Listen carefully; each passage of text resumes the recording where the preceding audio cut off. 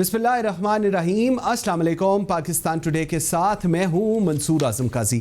नाज़रीन, हुकूमत पाकिस्तान तहरीक इंसाफ की हुकूमत को 3 साल मुकम्मल होने जा रहे हैं। क्रिटिसिज्म रहा है अपोजिशन की तरफ से, सिलेक्टेड कहा जाता है कि जी डिलीवर नहीं किया इन्होंने और इनके पास कोई रोड मैप नहीं है।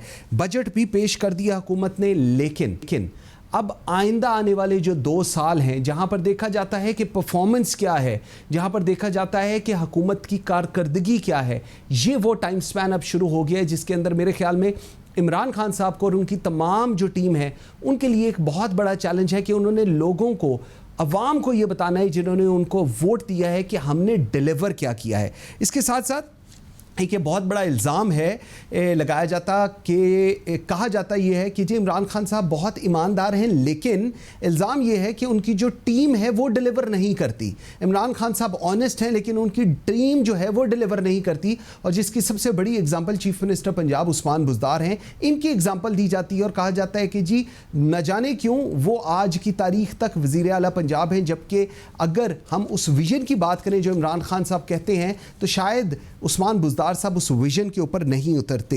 ब्यूरोक्रेसी की बात करते हैं, कहा जाता है ब्यूरोक्रेसी सपोर्ट नहीं करती, लेकिन इसके बरक्स जितने तकर्री और तबादले हैं, किन की प्रमोशंस हैं, किन को कहाँ लगाना है, वो डायरेक्टली प्राइम मिनिस्टर ऑफिस से प्रिंसिपल सेक्रेटरी टू पीएम करते हैं। सो अगर ये चीज़ या ये इल्ज़ामात दुरुस्त हैं तो फिर तकर्री और तबादले और सारी ट्रांसफ़र पोस्टिंग्स तो प्राइम मिनिस्टर हाउस से ही हो रही हैं। IMF के ऊपर बात करेंगे, अभी प्रोग्राम चल रहा है और शौकत तरीन साहब कहते हैं कि जो IMF की टर्म्स एंड कंडीशंस है अभी उन पे हमने मज़ीद निगोशिएट करना है IMF के साथ, क्योंकि इससे ज़्यादा वज़न मैं एक आम आदमी पर, सैलरीड पर और गरीब आदमी के ऊपर नहीं डाल सकता। इस पर भी बात करेंगे। फैटफ की ग्रे लिस्ट पे बात करेंगे। पाकिस्तान ने बहुत अच्छा काम किया है, पाकिस्तान ग्रे लिस्ट से निकल आएगा, चीज़ें कैसी होंगी। अलॉन्ग विद इट कश्मीर के ऊपर बात करेंगे। पोस्ट 370 और 35A पाकिस्तान ने कश्मीर का मुकदमा कैसे लड़ा है पूरी दुनिया के सामने, और इसके साथ साथ इस्लामोफोबिया के ऊपर पाकिस्तान का जो किरदार है पूरी दुनिया में वो कैसा रहा है। आई एम वेरी ग्रेटफुल, मुझे आज ज्वाइन किया है लेफ्टिनेंट जनरल गुलाम मुस्तफ़ा ने, मोना आलम एंकर पर्सन हैं, तज्ज़ियाकार हैं, और अतर काज़मी ने हमें स्पेशली ज्वाइन किया है, a very well renowned analyst. Thank you very much जी, बहुत शुक्रिया। जल साहब, सबसे पहले मैं ओपन प्रोग्राम आपसे करूँगा। सर, 3 साल की पाकिस्तान तहरीक इंसाफ की हुकूमत performance, how do you gauge this जी? देखिए, अगर आप तो प्लसेस और माइनस को रख के देखिए, इस वक्त जहाँ पे पाकिस्तान खड़ा है तो नेगेटिव भी बहुत सारे हैं, लेकिन पॉजिटिव जो एक बहुत अच्छी चीज़ मेरे सामने नज़र आ रही है, and going forward from here, I think Tehreek Insaf ने जो 2-2.5 साल 3 साल जहाँ भी ये भटकते रहे, and they on the track, और वो जो एक विजन है आपकी, जो नेशनल मूवमेंट फॉरवर्ड की, जो आपकी डेवलपमेंट की एट द नेशनल लेवल, वो आपको नजर आना शुरू हो गई है। क्योंकि हमारा आमतौर पे यही शिकवा रहा है कि इलेक्शन टू इलेक्शन हम चलते हैं, उससे आगे हम सोचते नहीं हैं। रिजल्ट इज कि हमारे प्रोजेक्ट बड़े लिमिटेड विजन के साथ आगे आते हैं, और जो नेशनल डेवलपमेंट में ओवरऑल सिस्टम होना चाहिए वो नहीं है। इसमें अब आपको नजर आना शुरू हो गया है कि this government has a long term strategic direction कि पाकिस्तान की इकोनॉमिक डेवलपमेंट कैसे होगी और कैसे होनी चाहिए, नंबर 1। नंबर 2, अब आपको ये भी नजर आना शुरू हो गया है कि they have got into the nitty gritties of क्या क्या पाकिस्तान के मेजर इश्यूज क्या हैं, जहाँ पे आप इकोनॉमिक्स की बात करते हैं, जहाँ पे आप जो ट्रिकल डाउन जो हम बात कर रहे थे, अब नाउ दे अंडरस्टैंड कि ट्रिकल डाउन से ज़्यादा इट इज ट्रिकल अप जो बात बनेगी। एट दैट लेवल आपने you have to go there, और वहाँ पे जाके जो आम आदमी की जिंदगी को आप बेहतर नहीं बनाएंगे तो आप जो मर्जी कर लें, वो आपका कोई काम आगे से बढ़ेगा नहीं उसका। नंबर 3, जो इसका जो सबसे बड़ा जो आपको माइनस नजर आ रहा है ना, वो ये है कि जो आपके सो कॉल्ड 18 अमेंडमेंट कह लीजिए या 19 अमेंडमेंट के बाद से जो मसाइल खड़े हुए हैं, ये एक बहुत बड़ा चैलेंज है, उसको टैकल नहीं कर रहे। इसको आपने जब तक टैकल ना किया तो आपके लिए मसाइल खड़े होंगे। ठीक है। अभी मैं देख रहा था कि सूबाई सिंध ने बजट मुस्तरद कर दिया है जी। मुस्तरद तो हर बंदी करता है, तो हम क्या बड़ू में मीन के मुस्तरद कर देंगे बजट? फेडरल गवर्नमेंट ने बजट दिया इसलिए मुस्तरद कर दिया है, क्योंकि हमारा PTI की हुकूमत है इसलिए मुस्तरद कर दिया है। ये और सारे बहुत सारे ऐसे इश्यूज हैं जो इस वक्त आपके सामने आपको नजर आ रहे हैं। और finally when I round of this part of my जो मेरे रिस्पॉन्स है, जो लॉ एंड ऑर्डर की सिचुएशन है और जो जिस तरीके से आपके महकमे लोअर लेवल पे बेमहार की तरह चले जा रहे हैं, उनको कोई डायरेक्शन नहीं है। वो कहीं पॉलिटिकल प्रेशर की वजह से, किसी और प्रेशर की वजह से वो आपके लिए मुसीबत खड़ी कर रहे हैं, इस हुकूमत के लिए भी, आम आवाम के लिए भी और पाकिस्तान के लिए भी। ठीक, जब तक आप उसको टैकल नहीं करेंगे, नंबर 2 पॉइंट ये है मेरा, आपके लिए मसला आपका जो हुकूमत है, जो आप कह रहे थे, वो पूरा नहीं बनेगा। ओके, ठीक। मोना, आपकी तरफ मैं आता हूँ, आप किस तरह समराइज करती हैं पाकिस्तान तहरीक इंसाफ के ये पहले 3 साल? पहले मैं एक तरह इसका राउंड अप कर लूँ, उसके बाद फिर हम आगे चलते हैं। जी मोना। देखिए मंसूर, काफ़ी मिक्स्ड चीज़ें हैं। पहले तो बात ये है कि अगर मेरा ख्याल है हम बजट क्योंकि आ चुका है और बजट फाइनेंस बिल एटलीस्ट पेश हो चुका है, अब देखना ये है कि ये पास हो पाता है इस मरतबा या नहीं। पहले तो बआसानी हमेशा पास हुआ है, इससे पहले जितने आए हैं, और opposition despite all hue and try कुछ खास कर नहीं पाए बजट की रुकावट डालने में। हैविंग सेड दैट, मेरा ख्याल है बजट को अगर हम ज़्यादातर, या अगर इकोनॉमिक एस्पेक्ट से हम अगर ज़्यादातर बात करें, मैक्रो इकोनॉमिक फ्रंट पर यकीनन इम्प्रूवमेंट है, इसमें कोई शक नहीं। काफ़ी सारे इंडिकेटर्स बेहतर हैं, ख्वाह वो एक्सपोर्ट्स हों या तरसीलात ज़र हों। साथ साथ रुपया अपनी असल कदर पर है, करंट अकाउंट सरप्लस है। ये हमें आपको पता है, हमने सुना है, हुकूमत के अपने जो गुजरा हैं इस हवाले से काफ़ी बार इसको दोहराते हुए नजर आते हैं। ओके, ये तमाम चीज़ें तो अपनी जगह हैं, दोज़ आर करेक्ट। लेकिन बात ये है कि अगर हम माइक्रो इकोनॉमी पर बात करें तो ये भी एक ऐसी चीज़ है जो कि none other than the prime minister खुद भी एक्सेप्ट करते हैं और कंसीड करते हैं कि महंगाई या इन्फ्लेशन डबल डिजिट में है। और ये एक ऐसी चीज़ है कि तकरीबन इसको 1.5 साल हो चला है और ये यहीं पर है, और इसमें कोई हम लोग खास रद्दोबदल नहीं देखते हैं, डिस्पाइट द फैक्ट कि बहुत ज़्यादा at least on the face of it, तो कम से कम नजरों को ये दिखाया जाता है कि बहुत इसके ऊपर अग्रेसिव एक्शन है, लेकिन उसके बावजूद ऑन ग्राउंड उसका ट्रिकल डाउन नजर नहीं आता। बहुत सारी इसकी वजूहात हैं, जैसे कि जो बल्दियाती निज़ाम है जिसके सबसे बड़े प्रोपोनेंट खुद वज़ीर आज़म इमरान खान हैं, फॉर सम रीज़न और दी अदर, इवन उनके जो गवर्नेंस वाले या उनके जो अपने गवर्निंग सूबे हैं, उनके अंदर ये बल्दियाती निज़ाम हम उस तरह से नहीं देख रहे। केपी का बड़ा एग्जेम्पलरी बल्दियाती निज़ाम हुआ करता था पिछले टेन्योर में इनके, लेकिन अब इस दफ़ा हम लोग वो भी नहीं देखते। तो ये काफ़ी चीज़ें हैं, बल्दियाती निज़ाम अभी तक सेट नहीं हो पाया है। साथ साथ ये तो इकोनॉमिक फ्रंट पर हम बात कर रहे हैं, और जो इंटरनेशनल फ्रंट है वहाँ पर भी मुझे अच्छी चीज़ें नज़र आती हैं, यकीनन चीज़ें बेहतर हो रही हैं, और इंटरनेशनली पाकिस्तान एक अच्छा अक्लेम अर्न करता हुआ नज़र आता है, ये भी मैं मानती हूँ। लेकिन जो पार्लिमानी मामलात हैं वो बहुत मायूस कुन एक सूरत हाल दिखाते हैं। पार्लियामेंट पे मोना, मैं अभी पार्लियामेंट पे मैं ज़रा आता हूँ मोना, पार्लियामेंट पे मैं अभी आता हूँ। ज़रा मुझे एक दफ़ा ज़रा अतर काज़मी को भी एड अप कर लेने दें। अतर साहब, मुझे ये बताइएगा, इंटरनेशनली अगर हम पिछले 3 सालों को एवेलुएट करें, कश्मीर को लेकर पोस्ट 370 और 35A, पाकिस्तान का किरदार, क्योंकि देखिए हम लोग रोज़ प्रोग्राम्स करते हैं और ये बताया जाता है कि जी पाकिस्तान ने बड़ा अहम किरदार अदा किया, लेकिन सिचुएशन जो है वहाँ पर वो शायद उस तरह नहीं हुई, और फिर बाद में ये कहा जाता है जी शायद पाकिस्तान ने केस प्रॉपरली प्लीड नहीं किया। आप इसको कैसे एनालाइज करते हैं? जी मंसूर, अगर आप देखिए बरसों में जिस तरीके से पाकिस्तान की मौजूदा हुकूमत ने, चाहे वो कश्मीर का मसला हो या इंटरनेशनल सफारतकारी हो, जिस तरीके से मुतहरिक सफारतकारी इन लोगों ने की है, मुझे नहीं लगता कि पाकिस्तान की हालिया तारीख में किसी भी हुकूमत ने इस तरह बात की हो। आप इमरान खान साहब को खुद भी देख लें, सम टाइम वो ऐसे इश्यूज के ऊपर भी बात कर जाते हैं जिस हवाले से पाकिस्तान में उनके ऊपर तनकीद होती है कि आप क्यों बैरून मुल्क के हवाले से इस किस्म की बात कर रहे हैं, इससे पाकिस्तान के ऊपर मनफी असर पड़ सकता है। जब वो कौम मुत्तहिदा में गए, वहां पे उन्होंने कश्मीर के हवाले से जिस तरह की स्पीच की, उन्होंने यहां तक कह दिया कि अगर जंग होती है तो हम आखिरी दम तक लड़ेंगे। लेकिन अगर आप इंटरनेशनल प्रेस को उठा के देख लें, एक भी इंटरनेशनल प्रेस ने उनके खिलाफ नेगेटिव खबर नहीं लगाई, इसलिए कि इमरान खान साहब की एक तो अपनी गुडविल है। जल साहब, आपकी तरफ सर मैं आता हूँ, मुझे ज़रा बताइएगा कि इमरान खान साहब एक विजन की बात करते हैं और कहते हैं कि जी एक विजन है, एक नए पाकिस्तान का ख्वाब है जो उन्होंने पूरे पाकिस्तान को दिखाया, जिसके रिजल्ट के अंदर लोगों ने इनको वोट दिया किया, ये लोग हुकूमत के अंदर आए। सर सारी चीज़ें ठीक है, मतलब एक पहला टाइम था, पहली दफ़ा ये लोग खेलने आ रहे थे मैच एंड ऑल दैट, लेकिन सर अब 3 साल गुजरने के बाद अगर हम आज दोबारा देखते हैं कि ब्यूरोक्रेसी के वही इशू हैं, लोकल इश्यूज वही हैं, एडमिनिस्ट्रेटिवली इश्यूज वही हैं, सूबे को किस तरह चलाया जा रहा है, मेन एग्जांपल पंजाब की अगर बात करें या खैबर पख्तूनख्वा की करें, सर इस चीज़ को आप कैसे एनालाइज करते हैं? यहाँ पर कहाँ पर ग्लिचेस आप देख रहे हैं? देखिए, बदकिस्मती ये है कि पहले आपका थे ना, पाकिस्तान के इश्यूज इससे जरा डिफरेंट है। ये नंबर एक तो ये है कि पाकिस्तान में कोई कोहेसिव सिस्टम ऑफ गवर्नेंस नहीं है जहां से आपको पता चल सके कि भाई चारों सूबे जो हमारे वफाक के इकाइयां हैं वो इकट्ठे चल के वफाक के साथ मिलकर पाकिस्तान को आगे ले जाने की कोशिश करते हैं।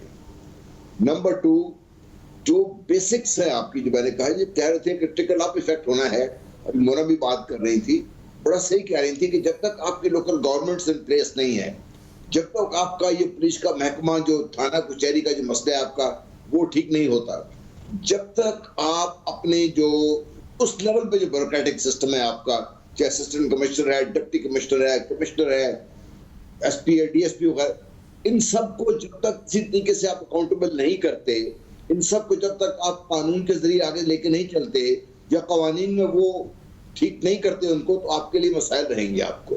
सबसे बड़ा जो मैं समझता हूँ जो पाकिस्तान को इशू फेस हो रहा है ना जी, बहुत सारे इश्यूज के अलावा जो मेरे नजर में बहुत अहम है, वो है आपका टोटल निजाम अदल, जिसमें आपका जो कानून है, देशो और काय खुदा की कसम पे दुख होता है देख के कि हम 1935 से लेके आज तक अपने लिए कोई कानून नहीं बना सके जो आपको अप टू स्पीड हो आज के दौर के लिए, आज के जमाने के लिए। अब भी अगर आप चले जाएं तो मतलब आला अदालतों को तो आप छोड़ देने, जो क्या मसला है, अब सुप्रीम कोर्ट लेवल पे लीजिए, लाखों मुकदमात वहां पे अनहर्ड पड़े में, कोई आगे ले जाने को तैयार नहीं है।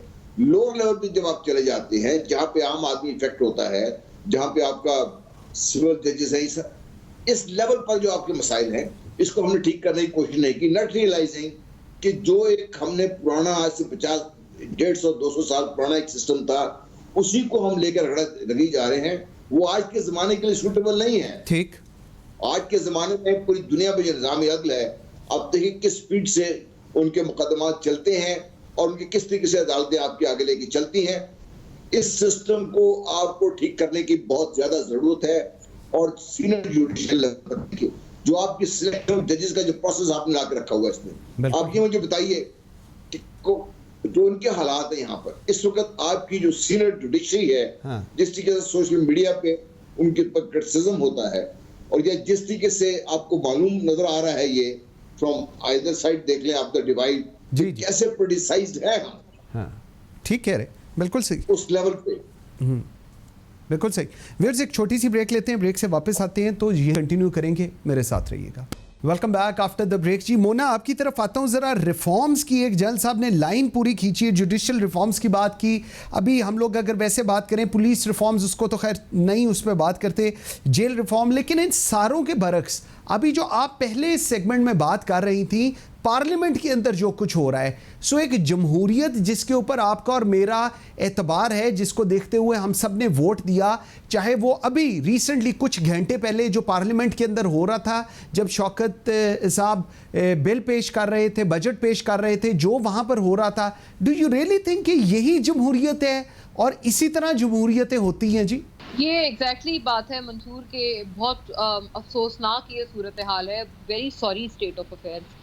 पहले तो ये जो आपने हालिया ये तमाम बात की, मैं उससे पहले सिर्फ ये बात इतनी एक इजाफी तौर पर करना चाहती हूँ कि मैं मानती हूँ कि ठीक है ऑर्डिनेंसेस अलाउड हैं और ये आप कर सकते हैं, ये वेरी मच कॉन्स्टिट्यूशनल भी हैं, कोई मसला नहीं है, लेकिन ये जिसे कहते हैं ना डिज़ायरेबल तरीका नहीं है किसी भी चीज़ पर कानून साजी करने का। डिज़ायरेबल तरीका यही है कि कोई चीज़ जाती है, कोई बिल जाता है असेंबली में, उसके ऊपर बहस हो, अलग अलग स्कूल्स ऑफ थॉट्स को हम लोग क्यों भेजते हैं असेंबलियों में, इसी वजह से ताकि अलग अलग सोचों की अक्कासी हमारे पार्लियामान में हो पाए। अब हर सोच का एक व्यू पॉइंट है जो कि किसी भी बिल के ऊपर, किसी भी कानून साजी के ऊपर आना चाहिए, क्योंकि वो इसी मुल्क की सोच है।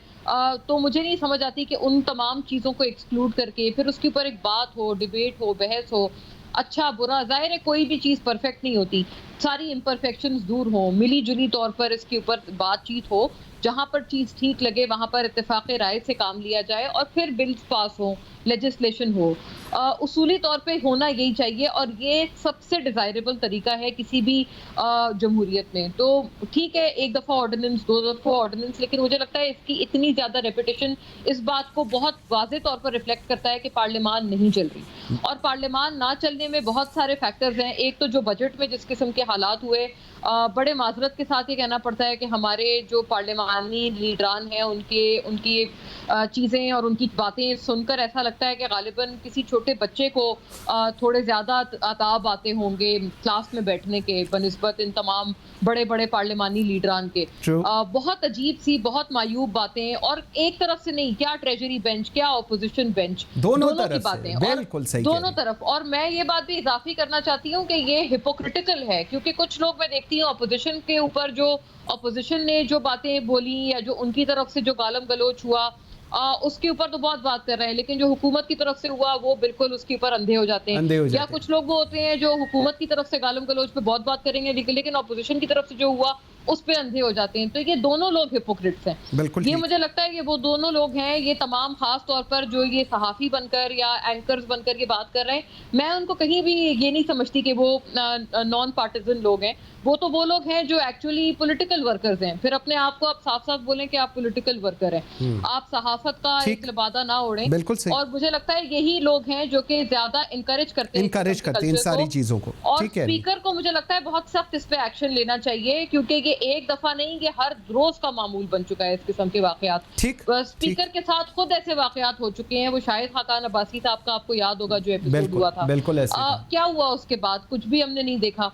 उससे पहले जब ये पार्लियामान में ये वोट ऑफ कॉन्फिडेंस आया था, उसके बाहर पार्लियामेंट के जब वो नून लीग वाले पहुंच गए और उनकी जो सख्त तरीन कन्फ्रंटेशन हुई, उसमें कुछ नून लीग वालों ने बहुत बुरी बातें की, कुछ उनके साथ बहुत बुरा किया गया पीटीआई के वर्कर्स की तरफ से। उस पे असद कैसर साहब ने कहा कि वो बहुत सख्त एक्शन लेंगे, लेकिन चीजें हकीकी तौर पर नजर भी आनी चाहिए, नजर ट्रांसलेट होती नजर आनी चाहिए। बिल्कुल ठीक कह रही है, नजर आनी चाहिए और ट्रांसलेट होती नजर आनी चाहिए। अच्छा अतर, दो तीन चीजें जरा मैं आपके पास इंटरनेशनली पाकिस्तान का जो एक्सपोजर उस पर ज्यादा बात करना चाहूंगा। इस्लामोफोबिया को लेकर पाकिस्तान ने, प्राइम मिनिस्टर इमरान खान ने पूरी दुनिया के अंदर जहां कहीं भी गए उन्होंने इस्लामोफोबिया को बात की, डिस्क्राइब किया, इशू किया है। उसके बाद कश्मीर को डिस्कस किया हर जगह पर। पाकिस्तान कितना सक्सेसफुल इंटरनेशनली आपने पिछले 3 साल में देखते हैं कि registering the world about Islamophobia रहा है। देखिए, जिस तरह आपने भी जिक्र किया कि इमरान खान साहब बार बार किसी मसले को उठाते हैं, जब किसी भी मसले को आपने रजिस्टर कराना हो, सबसे पहले जरूरी ये होता है कि उसको आप उजागर। भुट्टो साहब के दौर में होता था कि भुट्टो साहब जब क़ौम मुत्तहिदा में गए, उनकी तकारीर भी हम सुनते रहे, लेकिन उसके बाद आपकी जो जमहूरी हुकूमतें रही हैं उसमें कोई भी आपको ऐसा लीडर नजर नहीं आएगा जो मगरिब के ऊपर, मगरिब एक नो गो एरिया है आपकी सियासत में, खासतौर पे आपकी जमहूरी सियासत में। मगरिब की तरफ से कुछ भी होता रहे, दबे लफ्जों में तो तनकीद हो सकती है, पॉलिटिकल रैलीज में तो तनकीद हो सकती है, अमेरिका मुखालिफ नारे लगवाए जा सकते हैं, लेकिन जब आप इंटरनेशनल प्लेटफॉर्म्स पे जाते हैं वहां पे आप रवैया अपॉलोजेटिक होता है। लेकिन मौजूदा हुकूमत में हमने ये देखा कि बार बार, चाहे वो इस्लामोफोबिया हो या दीगर मसाइल हो, उसके साथ साथ फलस्तीन का मसला हो, बड़ी आपको सफारतकारी नजर हुकूमत का कि उन्होंने एक स्टैंड लिया हुआ और उस स्टैंड के ऊपर वो खड़े हैं। लेकिन उसके जवाब में आप देखें, मगरिब की तरफ से उस तरह आपके ऊपर मनफी रवैया नहीं अपनाया गया। हाल ही में आपने देखा कि क्लाइमेट कंट्रोल के हवाले से, क्लाइमेट चेंज के हवाले से जो इजलास हुआ, उसमें बरतानिया के वजीर आजम ने यह कहा कि मैं इमरान खान को सलूट पेश करता हूं उसकी जो पॉलिसीज हैं क्लाइमेट के हवाले से। तो ये जो डर और खौफ था ना हमारे पिछले हुक्मरानों के अंदर और हमारी सियासी एलीट के अंदर, कि आप मगरिब के ऊपर तनकीद नहीं कर सकते, अगर आप तनकीद करेंगे तो मगरिब आगे से उसका नेगेटिव रद्द-ए-अमल देगा। यहाँ पे मगरिब के अंदर जो जमहूरी रवायात हैं वो फॉर्चुनेटली हमारे से ज्यादा मुस्तहकम है, और वो अगर आप उनके ऊपर मुनासिब तनकीद करें, मुनासिब तनकीद से मतलब है कि जायज तनकीद, तो वो उसको बर्दाश्त भी करते हैं और सुनते भी हैं। और यही हमने देखा है कि इमरान खान साहब की जो उनकी सियासत है, चाहे वो मुल्क के अंदर हो या मुल्क के बाहर उनकी सफारतकारी हो, उनका तरीका ये है कि दूसरे के ऊपर दबा के रखो, उसके ऊपर जोर डाली रखो ताकि वो आपके ऊपर तनकीद ना करे। जिस तरह उन्होंने पीडीएम के ऊपर प्रेशर रखा पाकिस्तान में, इसी तरह उन्होंने इंटरनेशनली भी प्रेशर रखा हुआ है। चाहे इस्लामोफोबिया का मसला हो, कुछ भी मसला हो, वो एकदम से उसको उठा देते हैं और उससे मगरिब भी आपको अंडर प्रेशर नजर आता है। बिल्कुल ठीक है। जल साहब, जरा वो रिलेशनशिप्स की बात हो रही है, अतर काजमी साहब रिलेशनशिप्स की बात कर रहे हैं। हुकूमत का बड़ा दावा है कि सिविल मिलिट्री रिलेशनशिप्स बड़े अच्छे हैं, एक पेज के ऊपर हैं। सर, इसके ऊपर आप क्या कमेंट करेंगे पिछले 3 साल के, और अब गोइंग फॉरवर्ड जब इकोनॉमी अपेरेंटली लग रहा है कि चीज़ें अब शायद राइट डायरेक्शन में चलने लगी हैं? जी देखिए, आई डोंट नो क्यों हम हर जगह हर वक्त ये झगड़ा लेके खड़े हो जाते हैं कि फौज जो है इसको सपोर्ट नहीं कर रही, फौज ने कह दिया ये इमरान खान साहब को हटा दिया जाएगा, फौज ये कर रही है, फौज ये कर रही है। आई डोंट नो मतलब कहाँ से ये चीजें निकलती हैं और कौन लोग हैं जो ये हवा देते हैं। हम अपने सियासी मकासद के लिए, बदकिस्मती ये है, और यहाँ पे मैं अपने पॉलिटिकल लीड से की शिकायत आपसे कर रहा हूँ कि वो अपने जो लिमिटेड पॉलिटिकल गेन्स के लिए किसी हद तक भी चले जाते हैं इसमें। दिस इज वेयर पाकिस्तान को नुकसान हो रहा है आपके लिए। मिलिट्री, देखिए मिलिट्री कभी भी इस तरीके से हुकूमतों के खिलाफ नहीं जाती रही जिस तरीके से हम स्टोरी बना के पेश कर रहे हैं। मिलिट्री का कसूर जरूर ये रहा है कि मिलिट्री जो अपना व्यू पॉइंट है वो कंक्रीट और solid back by argument, back by जो भी उनका होता है वो पेश करती है। अब पॉलिटिकल हुकूमतें, मैं काफी सारी चीजें जानता हूँ, वो बात नहीं करना चाहता। सियासी हुकूमतों का मसला ये है कि अगर वो मान ले तो हमें गलती माननी पड़ती है, और गलती मानने का जो है वो तो हमारे यहाँ लगता यूं है कि शायद सबसे बड़ा गुनाह यही हो जाएगा अगर आपने गलती मान ली अपनी। तो एक ये इशू हमेशा से रहता है उसमें। और यहाँ पर मेरा नहीं ख्याल कि भाई अभी या कमिंग ईयर्स में जो आप देख रहे हैं मिलिट्री कभी भी ये करेगी, क्योंकि मिलिट्री भी समझती है। देखिए आज की मिलिट्री में और जो 90 की दहाई की मिलिट्री में बहुत बड़ा फर्क है। देखिए हम जैसे लोग जो और तरीके की लड़ाइयां लड़ते रहे हैं, ये जो मिलिट्री है इसमें जिस आदमी की भी नौकरी 1 साल है ना जी, वो बैटल फ्रंट से होके आया हुआ है। बिल्कुल ठीक। और जिनकी नौकरी तो मतलब 20 साल से ज्यादा है वो तो पता है 3-4 दफा बैटल फील्ड से होके आए हुए हैं। उन्होंने जिस तरह आग और खून के दरिया से निकल के यहाँ तक पहुंचे हुए हैं, उनको समझ है कि मुल्की मामलात में कहाँ तक आपका असर होना चाहिए, कहाँ तक नहीं होना चाहिए, और कौन सी ऐसी चीजें हैं जिस पे, क्योंकि देखिए पाकिस्तान है, पूरी दुनिया की establishment, let me be very Frank, पूरी दुनिया की एस्टेब्लिशमेंट अपनी अपनी हुकूमतों को राय देती है, और जहाँ गलत हो अपनी हुकूमत के ऊपर वो दबाव डालती रहती है उसके ऊपर। आपने भारत में भी क्या बातें करें आपके साथ, जनरल कियानी ने यहाँ से मशवरा दिया कि हम सियाचिन से विड्रॉ कर लेते हैं यूनिट। सारी दुनिया को बड़ी अच्छी बात लगी कि इसके बहुत सारे फायदे दोनों मुल्कों के होने थे। इंडिया ने पहले एग्री कर लिया, उनका आर्मी चीफ गया उस वक्त जो प्राइम मिनिस्टर मनमोहन साहब के पास, and Manmohan had to take this words back. आप ये बताइए कि वहां पर तो शोर नहीं उठा, बिल्कुल सही, कि भाई क्यों आपने फौज के कहने पे काम कर दिया। हमारे यहाँ होता तो हमारे लोगों के मुंह से झाग निकल रही होती है बात करते हुए। अगर फौज आपकी है भाई, अगर वो आपको राय नहीं देगी, अगर आपको सही बात नहीं बताएगी, और देखिए हमारे यहाँ जो तरीका कार है, ठीक है, अभी आपने असेंबलियों का हाल देख लिया, अपनी सियासी जमातों का भी हाल देखिए। आप तो मेरे ख्याल जाते हैं जब मीटिंग होती है, देखिए इनकी क्या जहनियत है हमारी। हम वहां अपने जो सो कॉल्ड जो कायद हैं, हमने जी इख्तियार कायद को दे दिया, जो ये फैसला करेंगे मंजूर होगा। That is how work.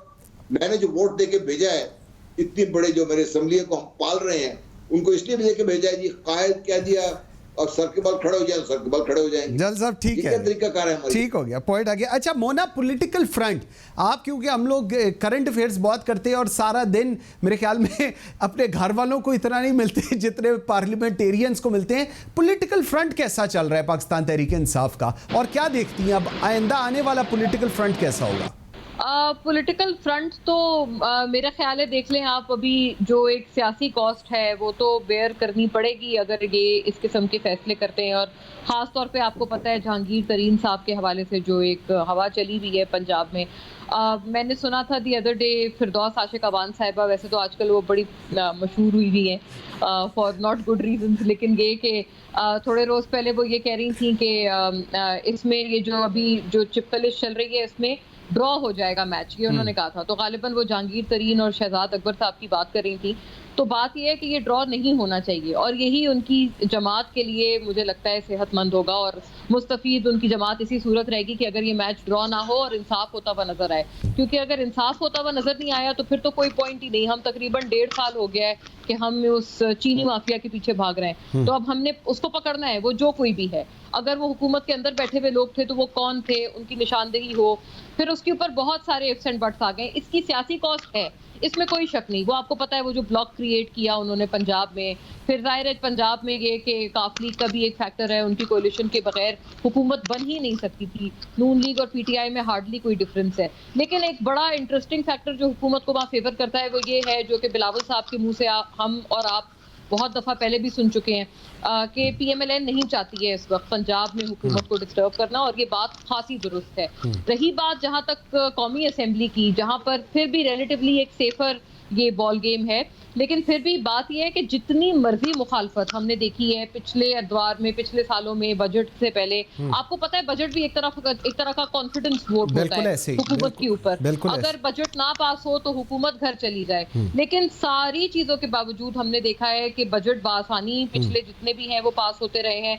इस मरतबा भी जो इत्तलात है वो यही है कि बजट बासानी पास हो जाएगा। ऑपोजिशन बहुत टूट फूट का शिकार है, आपस में कोई जॉइंट स्ट्रेटजी नहीं बना पा रहे हैं। जो पीडीएम के इख्तिलाफात हैं वो पार्लियामान तक भी अनफॉर्चुनेटली नजर आ रहे हैं। तो इसलिए ये तो मुझे उनके लिए एक सेफ गेम नजर आता है। और हाँ, बलूचिस्तान पे मुझे लगता है इनको नजर रखनी होगी, क्योंकि बलूचिस्तान में भी जो उनकी कोalition बलूचिस्तान अवामी पार्टी की हुकूमत है, उनके भी हालात खासे पतले हैं और ठीक हो गया, आए रोज आवाजें। काज़मी साहब मुझे जरा बताएं, पाकिस्तान तहरीक इंसाफ ने अपने कार्ड्स कैसे प्ले किए हैं अभी तक? क्योंकि जो चीज़ें, चाहे पार्लियामेंट हो, चाहे सेनेट हो, चाहे जो चीज़ें हो, ऑल दो बाई इलेक्शंस हारे हैं, लेकिन बाकी सारी चीज़ें उन्होंने मैनेज की हैं। और आज की तारीख तक जिस वक्त हम बात कर रहे हैं, बजट भी पेश हो गया और बजट पास भी हो जाएगा।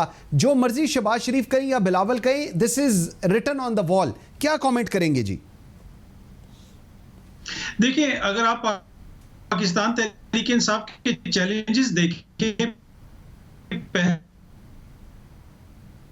दफा ये लोग सेंटर में हुकूमत में आए हैं, एक नई जमात है और इनका जिससे मुकाबला है, अगर आप इत्तेहाद को देख लें, पीडीएम का इत्तेहाद कोई मामूली इत्तेहाद नहीं था। पाकिस्तान की सियासत का क्यों कह रहा हूं कि उस अंदर जो हाल ही में पाकिस्तान के वज़ीर आज़म रह चुके हैं, उसके अंदर दो ऐसे सदूर शामिल थे जो बड़े पाकिस्तान में सियासी तौर पे मुतहरिक और उनकी जो सियासी जिसे आप कह सकते हैं फरासत है, सियासी उनकी जो तरीक़ाकार है, उसके सब लोग उसको मानते हैं कि वो बड़ी जबरदस्त तरीके से अपने कार्ड्स खेलते हैं। आसिफ अली जरदारी साहब, उसके साथ साथ ममनून हुसैन साहब भी इस इत्तेहाद में शामिल थे। तो ये एक ऐसा इत्तेहाद था कि जो बहुत बड़ा चैलेंज था, लेकिन जिस तरीके से खान साहब ने और पाकिस्तान तहरीक इंसाफ ने उनके साथ डील किया है, अब आपको वो इत्तेहाद कहीं पे नजर नहीं आता। तो सियासी तौर पे तो इमरान खान साहब ने बड़े अच्छे तरीके से अपने कार्ड्स खेले। हाँ, उनको चैलेंजेस हैं, उनकी अपनी जमात के अंदर उनके चैलेंजेस, चाहे वो सिंध हो जाए, वहां पे जिस किस्म की उनकी अपनी जमात की क़यादत है,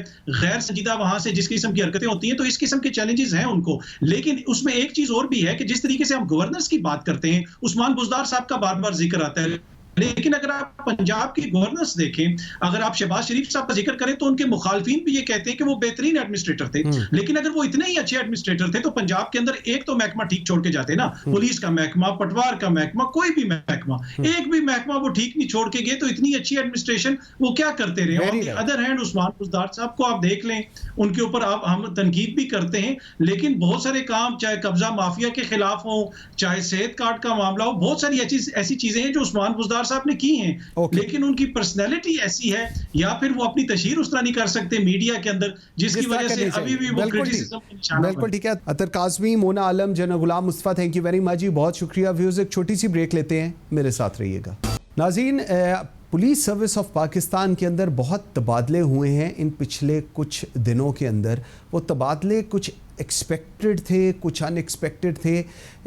क्यों ये तबादले हुए और इनके पीछे क्या कहानी है, ज़रा इस पर भी बात करते हैं। मैं सबसे पहले बात करूंगा वाजिद ज़िया साकी। आपको याद होगा the famous Wajid Zia Panama case के अंदर अगर इमरान खान साहब आज हुकूमत में हैं तो इनका एक बहुत कलीदी किरदार है। इमरान खान साहब ने इनको IG रेलवे से उठा के डायरेक्टर जनरल FIA लगा दिया गया। अभी इनकी रिटायरमेंट में तकरीबन 1 साल से कम का टाइम है, लेकिन इनको हटा दिया गया। इनको हटाने के लिए कुछ हफ्तों से प्राइम मिनिस्टर हाउस के अंदर ये बात चल रही थी कि शायद जी कोई इश्यूज़ हैं, कुछ चीज़ें मान नहीं रहे। अगर वाजिद ज़िया भी नहीं मान रहे तो फिर कौन ऐसा शख्स है जो वो बातें या वो चीज़ें मानेगा जो शायद हुकूमत वक्त कह रही है।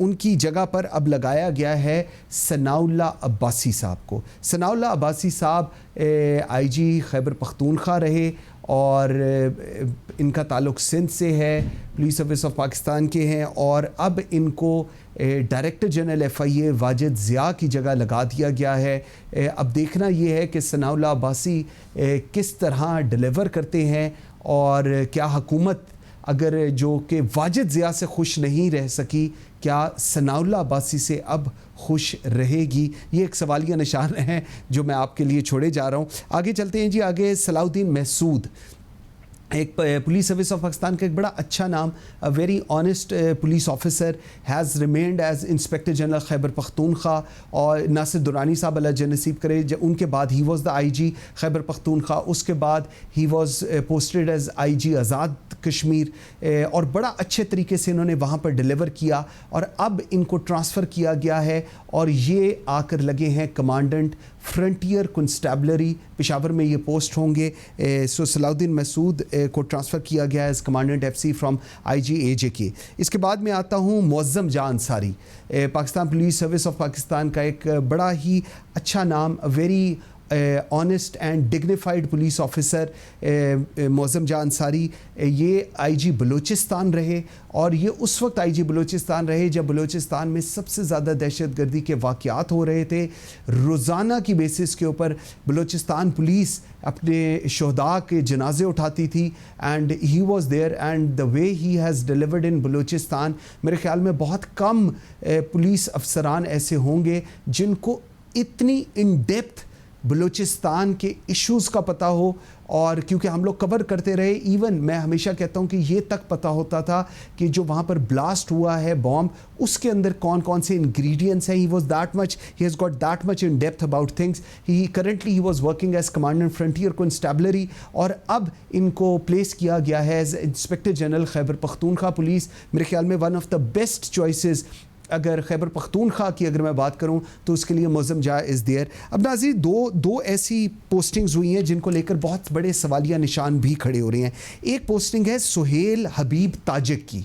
ये नाज़रीन ग्रेड 20 के अफसर हैं। सुहेल हबीब ताजिक ग्रेड 20 के अफसर हैं ये, और इनको IG आज़ाद कश्मीर लगा दिया गया है।